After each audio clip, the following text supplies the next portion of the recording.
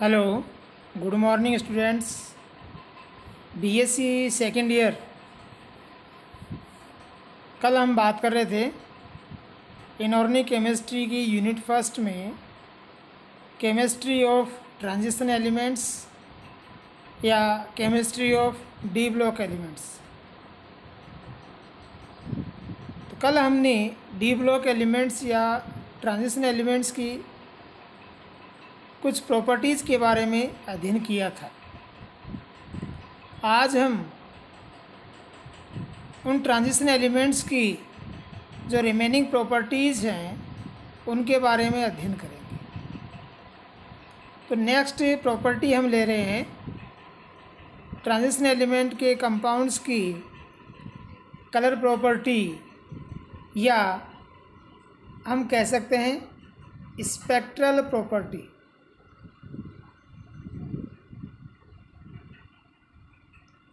Colour property या spectral property. इसका मतलब ये हुआ कि ट्रांजिशन एलिमेंट के जो कंपाउंड हैं या मुख्य रूप से जिनको हम कॉम्प्लेक्स कंपाउंड बोलते हैं, वो कॉम्प्लेक्स कंपाउंड अधिकांश कलरफुल होते हैं, या हम कहेंगे कि वो स्पेक्ट्रल प्रॉपर्टी शो करते हैं। तो ट्रांजिशन एलिमेंट के कंपाउंड कलरफुल क्यों होते हैं या स्पेक्ट्रल प्रॉपर्टी शो क्यों करते हैं?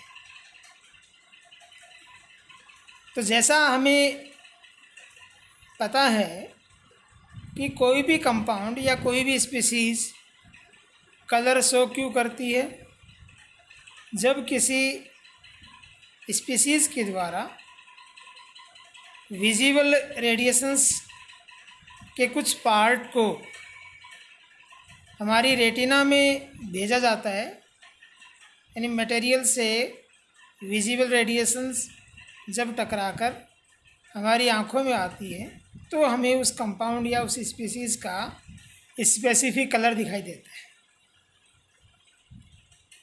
तो ट्रांजिशन एलिमेंट्स के जो अधिकांश कंपाउंड है उनके लिए क्या पाया गया कि वो अधिकांश कलरफुल होते हैं। कुछ एक एलिमेंट के कंपाउंड को अगर छोड़ दें तो जैसे जिंक के जो कंपाउंड्स हैं वो अधिकांश कलरलेस होते हैं। तो ये उनकी कलरफुल प्रॉपर्टी या कलर शो करने का नेचर। हम स्पेक्ट्रल प्रॉपर्टी इनको इसलिए बोलते हैं कि ये कंपाउंड जब कलर शो कर रहे हैं तो यहाँ पर कंपाउंड का इलेक्ट्रोमैग्नेटिक रेडिएशन की जो विजिबल रेज हैं, दर्शक क्षेत्र की जो विकिरणें हैं, उनके साथ इंटरेक्शन होना ज़रूरी है। जैसा कि अभी हमने बोला कि जो मटेरियल है या स्पीसीज़ है उसके साथ विजिबल रेडिएशन से इंटरेक्शन करती हैं। इस इंटरेक्शन के बाद जो रेडिएशंस हमारी आँखों में आती हैं उसके अकॉर्डिंग हमें उस स्पीसीज़ या कंपाउंड का स्पेसिफिक कलर शो होता है। यहाँ मटेरियल का इलेक्ट्रोमैग्नेटिक रेडिएशन या विजिबल रेज के साथ जो इंटरेक्शन है उस इंटरेक्शन को हम कह रहे हैं स्पेक्ट्रल इंटरेक्शन। ये जो स्टडी है वो कहलाती है स्पेक्ट्रोस्कोपी। इस इंटरेक्शन की वजह से हमें एक डायग्राम प्राप्त होता है 2D डायग्राम के रूप में, जिसको हम रिप्रेजेंट करते हैं, उसे हम बोलते हैं स्पेक्ट्रा। और उस स्पेक्ट्रा का अध्ययन करके हम इस कंपाउंड के बारे में बहुत सारी जानकारियाँ प्राप्त करते हैं। तो इसका मतलब ये हुआ कि ट्रांजिशन एलिमेंट के जो कंपाउंड हैं वो विजिबल रेडिएशंस के साथ स्पेक्ट्रा शो करते हैं, स्पेक्ट्रा बनाते हैं। ये जो स्पेक्ट्रा है, इस स्पेक्ट्रा को हम विजिबल स्पेक्ट्रा या यूवी स्पेक्ट्रा या इलेक्ट्रॉनिक ट्रांजिशन स्पेक्ट्रा भी बोलते हैं। तो ट्रांजिशन एलिमेंट के कंपाउंड की ये प्रॉपर्टी हो गई कि इनके अधिकांश कंपाउंड कलरफुल होते हैं तथा ये स्पेक्ट्रल प्रॉपर्टी शो करते हैं। ये स्पेक्ट्रल प्रॉपर्टी किस प्रकार से होती है, इसको एक्सप्लेन किया जाता है क्रिस्टल फील्ड थ्योरी के आधार पर। ये क्रिस्टल फील्ड थ्योरी क्या है, इसका अध्ययन हम नेक्स्ट जो यूनिट आएंगी कॉम्प्लेक्स कंपाउंड के बारे में, वहाँ डिटेल से हम अध्ययन करेंगे। यहाँ सिर्फ इतना हम जान लें कि इस क्रिस्टल फील्ड थ्योरी के अकॉर्डिंग जब ट्रांजिशन एलिमेंट या मेटल के साथ बॉन्डिंग करने के लिए कोई स्पीसीज, जिसे हम लिगेंड कह रहे हैं, वो इंटरेक्शन करती है, तो इस ट्रांजिशन एलिमेंट के जो डी ऑर्बिटल्स हैं वो दो ग्रुप में डिवाइड हो जाते हैं। ये दो ग्रुप कहलाते हैं T2G और EG। T2G ऑर्बिटल है triply degenerate orbitals DXY, DYZ, DZX। और जो EG ग्रुप है वो डबली डीजेनरेट का है, जिसमें दो डी ऑर्बिटल आते हैं, DX² Y² और DZ²। इस प्रकार जो T2G ग्रुप है उसमें between the orbitals between the axis वाले जो ऑर्बिटल्स हैं वो आते हैं, जबकि EG ऑर्बिटल में, EG ग्रुप में जो ऑन द एक्सिस ऑर्बिटल्स हैं वो आते हैं। ये दो प्रकार के जो ऑर्बिटल हैं, जो दो ग्रुप बन गए T2G और EG, ये दोनों असमान एनर्जी वाले होते हैं। तो जैसे ही ट्रांजिशन मेटल के साथ लिगेंड ने इंटरेक्शन किया, ट्रांजिशन एलिमेंट के जो डी ऑर्बिटल हैं वो स्प्लिट कर गए। जो क्रिस्टल फील्ड है वो स्प्लिटिंग हो गया। क्रिस्टल फील्ड इसलिए क्योंकि ट्रांजिशन एलिमेंट्स है वो मेटल के रूप में है, और मेटल का जो स्ट्रक्चर है, सॉलिड जो स्ट्रक्चर है वो क्रिस्टलाइन स्ट्रक्चर होता है। तो यहाँ पर इनका जो इलेक्ट्रिक फील्ड है इसको हम क्रिस्टल फील्ड बोल रहे हैं। तो ये जो क्रिस्टल फील्ड है ये लिगेंड के इफेक्ट से स्प्लिटिंग शो कर रहा है। इस स्प्लिटिंग के अकॉर्डिंग हम कह रहे हैं कि जो डी ऑर्बिटल है वो इस प्रकार से दो ग्रुप में डिवाइड हो गए। अगर ऑक्टाहेड्रल कॉम्प्लेक्स है, वैलेंसी 6 है ट्रांजिशन मेटल की, तो नीचे वाला T2G और ऊपर वाला EG ग्रुप। अगर वैलेंसी 4 हो तो ये जो पैटर्न है वो जस्ट अपोजिट हो जाएगा। जो टेट्राहेड्रल फॉर्म है उसमें EG ऑर्बिटल की एनर्जी कम हो जाती है और T2G की एनर्जी अधिक हो जाती है। ये किस प्रकार से होता है इसका डिटेल अध्ययन हम वहीं कॉम्प्लेक्स कंपाउंड के अंतर्गत जब हम स्टडी करेंगे CFT कंसेप्ट का, तो वहाँ पर हम डिटेल स्टडी इसका करेंगे। यहाँ पर इतना हम समझ लें कि ट्रांजिशन मेटल के साथ जब कोई स्पीसीज़ कंपाउंड बनाने के लिए आती है तो वो स्पीसीज़ या वो लिगेंड ट्रांजिशन मेटल या एलिमेंट के डी ऑर्बिटल को विपाटित कर देता है दो ग्रुप में जो अलग अलग एनर्जी के होते हैं। इस तरह से विपाटित होने के बाद जब कंपाउंड बन गया तो इस कंपाउंड के साथ जब विजिबल रेडिएशन से इंटरेक्शन करती हैं तो उन विजिबल रेडिएशन के एब्जॉर्ब करने से यहाँ T2G में उपस्थित कोई इलेक्ट्रॉन यहाँ T2G से EG ऑर्बिटल में जा सकते हैं अगर कंडीशन ऐसा हो। यदि T2G ऑर्बिटल में इलेक्ट्रॉन है और EG ऑर्बिटल में इलेक्ट्रॉन के आने के लिए जगह खाली है, तो ट्रांजिशन एलिमेंट का वो कंपाउंड विजिबल रेडिएशन के साथ इंटरेक्शन करेगा और T2G से EG में इलेक्ट्रॉन का संक्रमण होगा। ये जो संक्रमण हुआ इसके लिए जो रिक्वायर्ड एनर्जी है वो एनर्जी हमें मिली किससे? विजिबल रेडिएशन से, जिसे हम hν एनर्जी के रूप में शो कर रहे हैं। तो ये जो एनर्जी है ये विजिबल रीजन की है, जिसे हम विबग्योर बोलते हैं। तो एक निश्चित कलर वाला रेडिएशन अब्जॉर्ब हो जाता है। इस रेडिएशन के अब्जॉर्ब करने से ये जो कंपाउंड है वो एक्साइटेड स्टेट में आ जाता है, इसका स्टेबिलिटी कम हो जाती है। तो कुछ समय बाद में जैसे हम एनर्जी सोर्स को देना बंद कर देते हैं, ये कंपाउंड अपनी उत्तेजित अवस्था से वापस मूल अवस्था में आता है। जब ये उत्तेजित अवस्था से मूल अवस्था में आएगा तो जो एनर्जी इसने अब्जॉर्ब करी थी विजिबल रेडिएशंस के रूप में, उस एनर्जी को ये वापस बाहर निकालेगा। लेकिन अब जो एनर्जी बाहर निकल रही है, ये एनर्जी उतनी एनर्जी नहीं होगी जितनी अब्जॉर्ब करी थी, क्योंकि कुछ एनर्जी प्रोसेस के दौरान ख़त्म हो जाती है, यूज हो जाती है। तो जो एमिटेड एनर्जी है वो एच न्यू ना होकर एच न्यू डैश, कुछ एनर्जी का मान चेंज हो जाता है। तो जो एच न्यू डैश हमें जो फोटोन बाहर निकल रहा है उसके अकॉर्डिंग हमें कलर दिखाई देता है। ये जो कलर है इसको हम बोलते हैं कॉम्प्लीमेंट्री कलर या पूरक रंग। तो इस प्रकार कॉम्प्लेक्स कंपाउंड का जो पूरक रंग है वो हमें दिखाई देता है।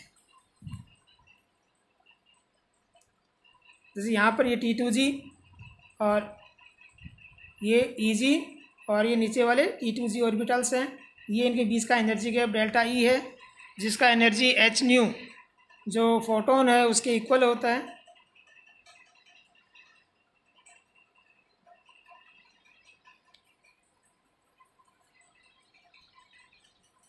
जैसे मैंने आपको बताया कि कॉम्प्लेक्स कंपाउंड पूरक रंग प्रदर्शित करेगा, वो पूरक रंग यहाँ पर मैंने दर्शा रखे हैं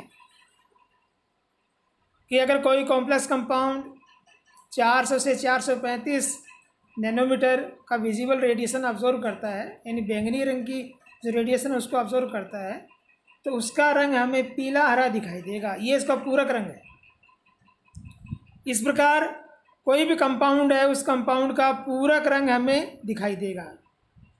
तो इनके अकॉर्डिंग जो रेडिएशन अब्जॉर्ब हो रही है उनके अकॉर्डिंग हम पूरक रंग के को देखकर उसका रंग बता सकते हैं कि कंपाउंड कौन सा रंग शो करेगा। तो इस प्रकार यहाँ पर हम कह सकते हैं कि ट्रांजिशन मेटल के जो कॉम्प्लेक्स कंपाउंड है उनका रंग डी ऑर्बिटल से डी ऑर्बिटल में, क्योंकि T2G से EG में इलेक्ट्रॉन का ट्रांसफ़र हुआ है, T2G भी डी ऑर्बिटल है और EG भी डी ऑर्बिटल है, तो हम कह सकते हैं कि D2D ट्रांजिशन की वजह से ये कंपाउंड कलरफुल होते हैं। लेकिन कुछ कंपाउंड ऐसे भी हैं जिनमें T2G से EG में इलेक्ट्रॉन के ट्रांसफ़र की संभावनाएं नहीं होती है, वहाँ D2D ट्रांसफ़र नहीं हो सकता, लेकिन फिर भी वो कलरफुल होते हैं। उस कंडीशन में जो कलर है वो कलर हम बता सकते हैं दूसरे फिनोमेना के द्वारा, और वो फिनोमेना है चार्ज ट्रांसफ़र। जो दूसरा रीज़न है वो क्या है? Charge transfer. ये चार्ज ट्रांसफ़र जो प्रोसेस है वो कब काम करेगा? जब T2G और EG ऑर्बिटल या तो दोनों खाली हों या दोनों फुलफिल्ड हों, यानी वहाँ पर इलेक्ट्रॉन की ट्रांजिशन की संभावनाएं ख़त्म हो जाएं। तो उस कंडीशन में कंपाउंड D2D ट्रांजिशन के अकॉर्डिंग तो होना चाहिए कलरलेस, लेकिन फिर भी अगर वो कलर शो करते हैं तो उनके कलर शो करने का जो रीज़न है वो चार्ज ट्रांसफ़र प्रोसेस के द्वारा हम समझा सकते हैं। ये मुख्य रूप से आयरन के जो कंपाउंड हैं या मैग्नीज के जो कंपाउंड हैं और कॉपर के जो कंपाउंड है उनके लिए हो, और चार्ज ट्रांसफ़र के द्वारा जो कलर शो होते हैं उन कलर की विशेषता होती है कि उनकी इंटेंसिटी ज़्यादा होती है। जैसे KMnO4, तो KMnO4 में जो ट्रांजिशन एलिमेंट है, KMnO4 का अगर हम एग्जांपल देखें तो KMnO4 में ट्रांजिशन एलिमेंट Mn है जिसका atomic number 25 electronic configuration, 4s2 3d5, तो टोटल वैलेंसी इलेक्ट्रॉन इसके पास 7 है। यहाँ KMnO4 में Mn+7 ऑक्सीडेशन स्टेट में है। इसका मतलब इसके सातों इलेक्ट्रॉन रिलीज हो चुके हैं या यूज हो चुके हैं, वो अब ट्रांजिशन के लिए अवेलेबल नहीं है। तो इसके अकॉर्डिंग तो कंपाउंड कैसा होना चाहिए? कलरलेस, क्योंकि डी से डी में इलेक्ट्रॉन का ट्रांसफ़र नहीं हो सकता। लेकिन ये कंपाउंड कलरफुल होता है, क्योंकि लैब में आप लोगों ने खूब इसको देखा है, यूज़ किया है। तो यहाँ जो कलर है इस KMnO4 का, मैग्नीज Mn के कंपाउंड का, वो चार्ज ट्रांसफ़र की वजह से है। यहाँ पर जो इलेक्ट्रॉन है वो O से, जो लिगेंड के रूप में है, मैग्नीज के अंदर होगा। इसका मतलब लिगेंड से मेटल की तरफ इलेक्ट्रॉन का ट्रांसफ़र होगा। जब दो अलग अलग स्पीसीज से के बीच में इलेक्ट्रॉन का ट्रांसफ़र होता है तो उनका चार्ज चेंज हो जाता है, और हम ये कहते हैं कि चार्ज ट्रांसफ़र हो गया। तो चार्ज ट्रांसफ़र हो गया, इसलिए हम इस प्रोसेस को क्या बोल रहे हैं? Charge transfer. इसी प्रकार से चार्ज ट्रांसफ़र में जब लिगेंड के पास एंटी बॉन्डिंग मॉलिक्यूलर ऑर्बिटल हो खाली, तथा मेटल आयन के पास फुल फील्ड ऑर्बिटल हो, उस कंडीशन में इलेक्ट्रॉन का ट्रांसफ़र मेटल से लिगेंड की तरफ भी हो सकता है। तो चार्ज ट्रांसफ़र का दूसरा प्रोसेस भी हो सकता है, मेटल टू लिगेंड। तो चार्ज ट्रांसफ़र दो प्रकार से हो सकता है, मेटल टू लिगेंड और लिगेंड टू मेटल। इस चार्ज ट्रांसफ़र की वजह से जो कलर शो होगा उसका इंटेंसिटी हाई होगा। तो इस प्रकार क्रिस्टल फील्ड थ्योरी के आधार पर या डी ट्रांजिशन और चार्ज ट्रांसफ़र के आधार पर हम ट्रांजिशन एलिमेंट के जो कॉम्प्लेक्स कंपाउंड है उनकी कलर प्रॉपर्टी या स्पेक्ट्रल प्रॉपर्टी को समझा सकते हैं। नेक्स्ट प्रॉपर्टी है मैग्नेटिक प्रॉपर्टी। तो मैग्नेटिक प्रॉपर्टी का मतलब ये हुआ कि जो ट्रांजिशन एलिमेंट्स हैं, मेटल्स हैं, उनके जो कंपाउंड हैं वो मैग्नेटिक प्रॉपर्टी शो करते हैं। वो अधिकांश पैरामैग्नेटिक होते हैं नेचर में। पैरामैग्नेटिक मतलब ये है कि वो चुंबकीय गुण रखते हैं, चुंबक के साथ इंटरेक्शन करते हैं, पॉजिटिव इंटरेक्शन, या चुंबक के प्रति आकर्षित होते हैं। तो यहाँ जो ट्रांजिशन मेटल के कंपाउंड हैं वो पैरामैग्नेटिक नेचर शो क्यों करते हैं? तो इसका सीधा सा रीज़न है कि जब हम ट्रांजिशन एलिमेंट्स या मेटल को ऑब्जर्व करते हैं तो हम ये पाते हैं कि अधिकांश ट्रांजिशन एलिमेंट्स में अनपेयर्ड इलेक्ट्रॉन है। ये अनपेयर्ड इलेक्ट्रॉन, क्योंकि इलेक्ट्रॉन चार्ज पार्टिकल है और ये इलेक्ट्रॉन अपनी एक्स पर भी घूमता है तथा ऑर्बिटल के अंदर भी मूव करता रहता है। तो इसके दो प्रकार की मूवमेंट है, क्योंकि इलेक्ट्रॉन चार्ज पार्टिकल है और मूविंग कंडीशन में है। जब भी कोई चार्ज पार्टिकल मूव करता है तो चार्ज पार्टिकल की मूवमेंट की वजह से मैग्नेटिक प्रॉपर्टीज प्रोड्यूस हो जाती है। इस कारण इलेक्ट्रॉन, क्योंकि वो अनपेयर्ड है, अगर पेयर्ड होता तो दूसरे इलेक्ट्रॉन के द्वारा उसका जो मैग्नेटिक प्रॉपर्टी डेवलप हुआ वो ख़त्म हो जाता। लेकिन अनपेयर्ड इलेक्ट्रॉन अपनी जो मैग्नेटिक प्रॉपर्टी है उसको शो करता है, वो मैग्नेट के रूप में बिहेव करने लग जाता है, और उसकी वजह से ही, उन अनपेयर्ड इलेक्ट्रॉन की वजह से ही जो ट्रांजिशन मेटल या इनके जो कंपाउंड हैं वो भी मैग्नेटिक प्रॉपर्टी या पैरामैग्नेटिक बिहेवियर शो करते हैं। ये पैरामैग्नेटिक बिहेवियर कितना अधिक होगा या कम होगा वो डिपेंड करता है कि अनपेयर्ड इलेक्ट्रॉन्स कितनी अधिक संख्या में है और उनका जो अरेंजमेंट है वो किस प्रकार से है। अब हम नेक्स्ट प्रॉपर्टी की बात करते हैं, कैटालिटिक प्रॉपर्टी। कैटालिटिक प्रॉपर्टी का मतलब ये हुआ कि जो ट्रांजिशन एलिमेंट्स हैं या जो मेटल्स हैं, इनका हम केमिकल रिएक्शंस के दौरान कैटलिस्ट के रूप में बहुत ज़्यादा यूज़ करते हैं। जैसे अमोनिया निर्माण की हैबर विधि, जहाँ पर हम Fe को यूज़ करते हैं, या जो एल्कीन्स हैं या अनसैचुरेटेड कंपाउंड्स हैं उनका हाइड्रोजनेशन, निकल, या जो दूसरी रिएक्शंस हैं उनमें भी हम कैटलिस्ट का बहुत यूज़ करते हैं, जैसे जिगलर-नाटा कैटलिस्ट वगैरह हैं। तो जो हिट्रोजिनस प्रोसेस हैं उनमें ट्रांजिशन एलिमेंट्स या मेटल्स कैटलिस्ट के रूप में बहुत ज़्यादा प्रयुक्त होती हैं। इसका मतलब हम कह सकते हैं कि जो ट्रांजिशन एलिमेंट्स हैं वो कैटालिटिक प्रॉपर्टीज शो करती है। लेकिन ये ट्रांजिशन एलिमेंट्स या इनके कंपाउंड कैटालिटिक प्रॉपर्टीज शो क्यों करती हैं, क्या रीज़न है? तो रीज़न के लिए हम देखें कि जब हम हिट्रोजिनस कैटालिटिक प्रोसेस का अध्ययन करते हैं तो वहाँ पर रिएक्टेंट और रिएजेंट दोनों कैटलिस्ट की सरफेस पर अपना रिएक्शन शो करते हैं। वहाँ पर उनको पहले बाइंडअप, वो दोनों बाइंडअप हो जाते हैं, रिएक्टेंट और रिएजेंट, जिससे रिएजेंट और रिएक्टेंट की विसिनिटी बढ़ जाती है, निकटता बढ़ जाती है और वो आसानी से रिएक्शन कर लेते हैं।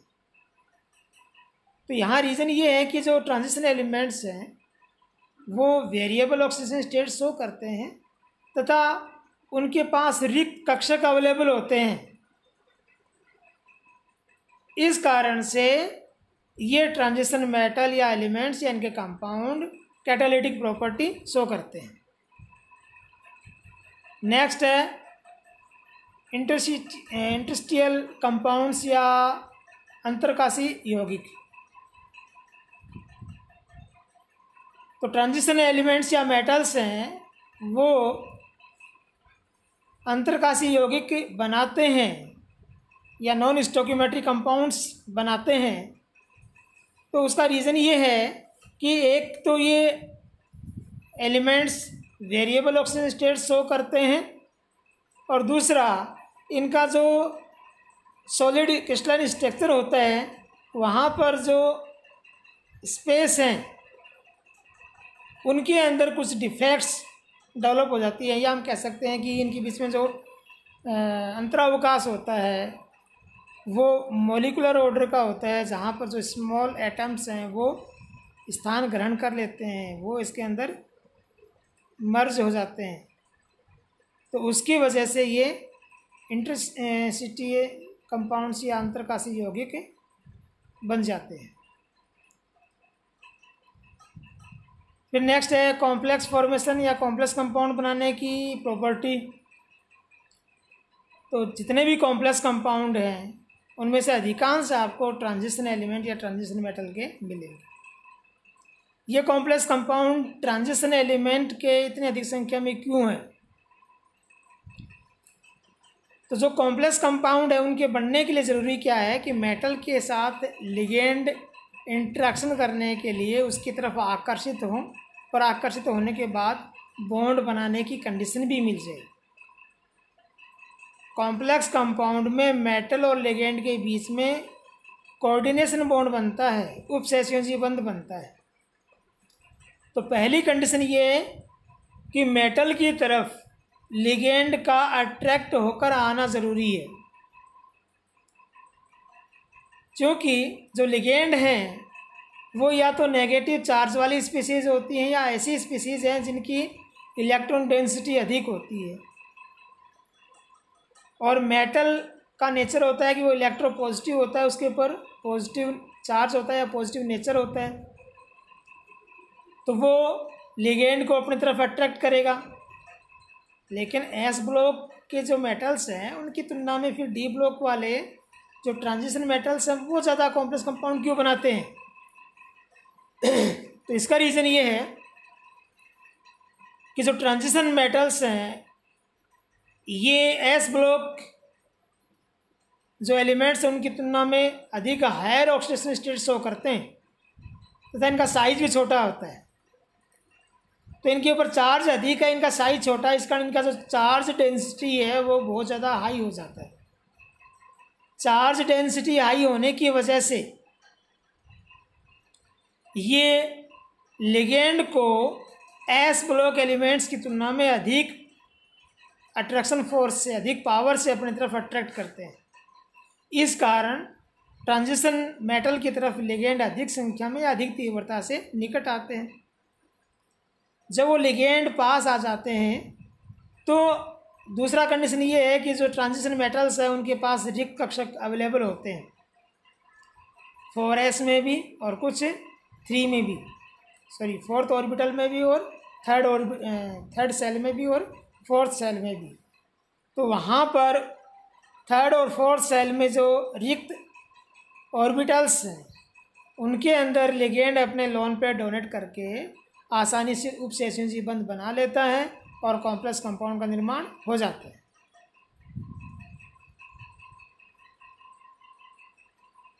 इस प्रकार जो ट्रांजिशन मेटल्स हैं उनकी कॉम्प्लेक्स कंपाउंड बनाने की टेंडेंसी अधिक होती है। ये कॉम्प्लेक्स कंपाउंड हम इस प्रकार से शो कर सकते हैं, MLN, जहाँ मेटल जो M है वो मेटल या ट्रांजिशन मेटल है,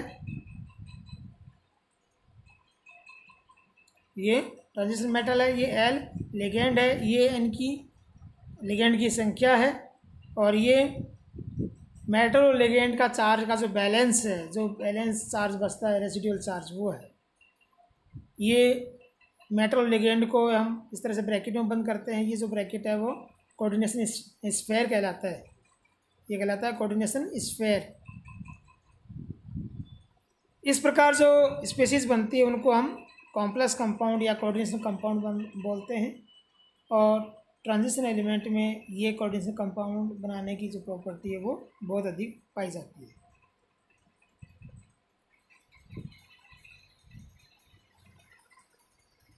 तो इस प्रकार हमने जो ट्रांजिशन एलिमेंट्स या मेटल हैं उनकी जो रिमेनिंग प्रॉपर्टीज़ हैं उनके बारे में अध्ययन किया। कोऑर्डिनेशन कंपाउंड जो इनकी स्पेसिफिक प्रॉपर्टी है, ये जो कोऑर्डिनेशन कंपाउंड है इनका एक बहुत ब्रॉड एरिया होता है, इस कारण इनका एक अलग से हम स्टडी करेंगे, अलग से हमारा यूनिट है कोऑर्डिनेशन कंपाउंड का। उसके अंतर्गत हम कोऑर्डिनेशन कंपाउंड कैसे बनते हैं, उनकी ज्योमेट्री क्या होती है, उनका नोमेनक्लेचर कैसे किया जाएगा, वो सारी स्टडीज़ हम वहाँ पर करेंगे। तो आज इतना ही। Okay, thanks.